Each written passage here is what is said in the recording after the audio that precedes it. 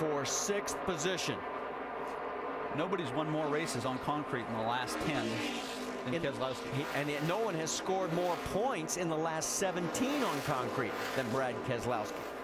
And we always refer to Carl Edwards as old Concrete Carl. I'll tell you, the concrete has a different feel. Not every driver can adapt to it. Not every driver can capitalize on it.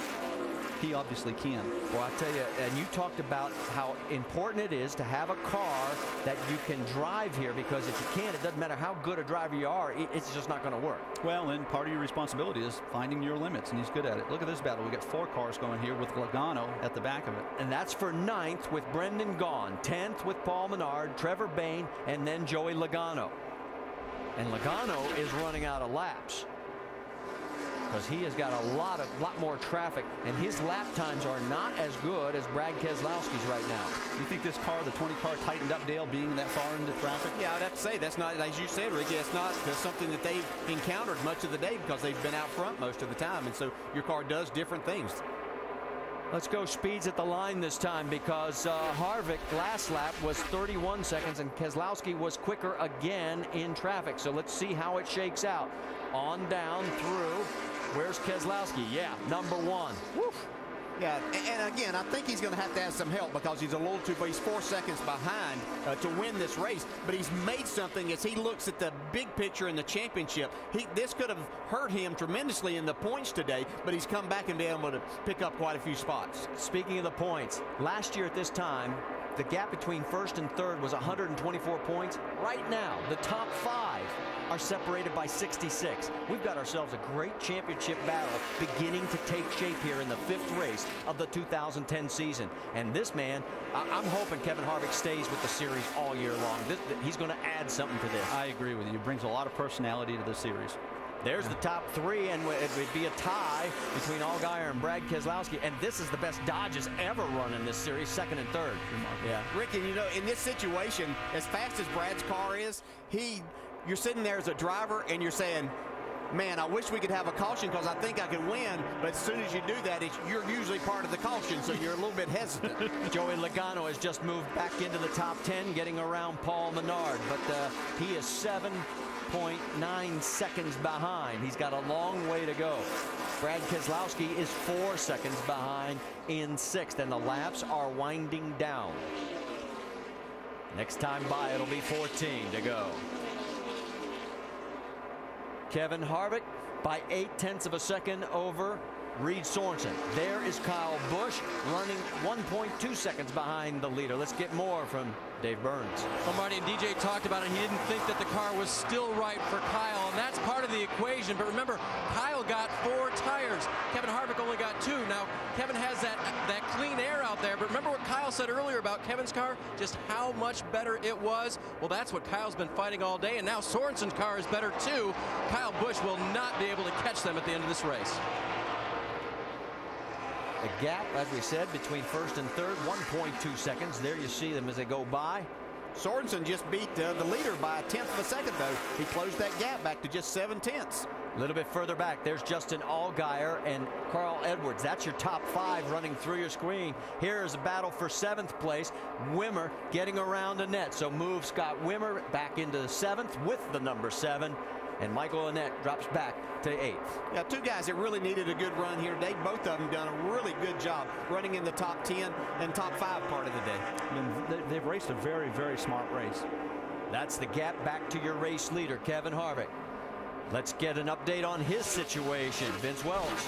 Well, it's interesting as we listen to Dave Burns' report about the 4 tires choice by Kyle Busch. Kevin Harvick, of course, chose to just take the 2 right side tires, and after the stop, he conferred with the crew chief Ernie Cope about that decision, and they both agreed that they thought that was the right move to make, that the tires on the left side have not dropped off that much. They've held up good. The wear has been good on those Goodyears.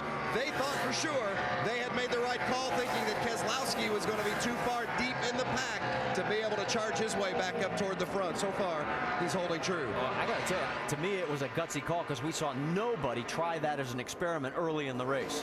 Yeah, the only thing that you could think with those guys is how good their car's been on long runs. And generally, Ricky, whenever you have a car that's good on long runs, you're not wearing out that left front tire. That's what I was thinking. And the fact that the left side tires probably weren't wearing that much. And And the driver doesn't know that. He might feel it, but he doesn't know that until they report it to him. The lead is 0.6 seconds. 0.6 of a second between first and second. There it is in your screen. Third place, a little bit further back, is Kyle Busch. And next time by, 9 laps to go. Brad Keselowski, he is still running laps quicker than the leader, but he just not quick enough. Well, what's really occupying my mind here is that Sorensen has closed the gap a little more, and he separated himself from Kyle Busch. And here comes Brad Keselowski. And there is Brad. He is winding in that group that includes Carl Edwards, his next target, at 5th.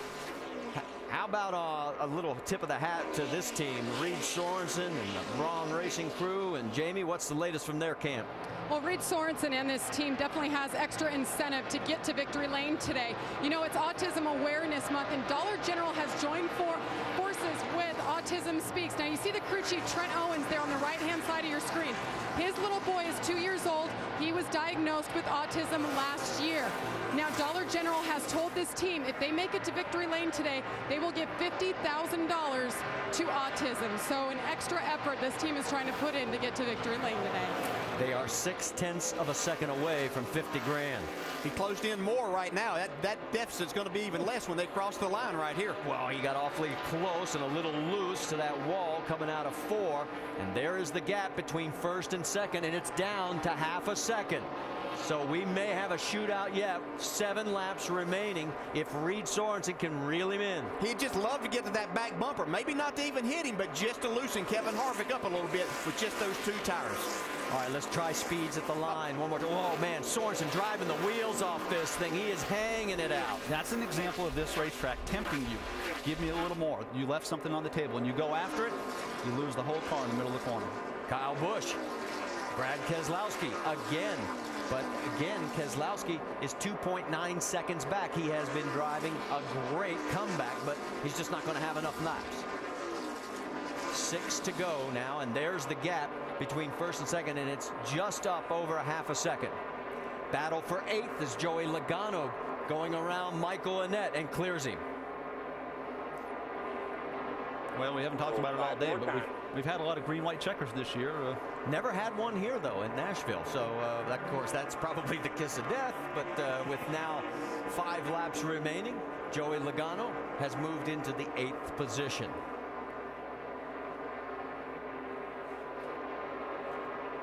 Reed Sorensen's closed in even more on Kevin Harvick. He caught traffic at a wrong place and slowed him down a little bit the last lap. That's Joe Nemechek, and boy, look at this. It's really tightening up a little bit further back. There is Brad Keselowski trying to catch Carl Edwards at the same time. Keselowski has stalled a little bit. I think those tires are giving up a little here. Oh, we got a great battle going. Yeah, let's go back up front because this is where it's really getting good. Again, more lap traffic. Derek Cope, and it looks like Sorensen is better at 3 and 4, and Kevin's better in 1 and 2. Both of these drivers are using every inch of the racetrack on the exit and getting awfully close to that wall. Cope gives plenty of room. The gap is 0.4 of a second. 3 laps to go, Vince Welch. Well, the 33 team knows that the 32 is closing. They just came on the radio to Kevin Harvick, and they said, if you've got any more, we got to have it now. He's coming. Let's see if Harvick's got any more. Does the 2-tire strategy pay dividends for Kevin Harvick? He is hanging on, but the lead is dwindling. That's the view from Harvick's car. Yeah, the good thing for Kevin Harvick right now is he should not encounter any more lap traffic in these last 2 laps. Yeah, but the bad news is Reed Sorensen is saying, I want to win. It has been quite a while since Sorensen has been to victory in the NASCAR Nationwide Series. We've documented frame of mind. Kevin Harvick has been in this situation enough that I think that's going to be the difference. Yeah, that's who I wouldn't mind having that bulldog in my seat all the time. Exactly. He knows how to get the job done out front. White flag this time by. One more circuit on this 1.3-mile track. There's Keselowski going underneath Carl Edwards. That is for 5th position. That means a lot. Send a little message. Hey, you're going to have to race me to win this championship this year. That's 5 points right there. Meanwhile, up front, it is the 33 of Kevin Harvick, finishing second last night in the Camping World Truck Series race. He comes out of turn number 4 in the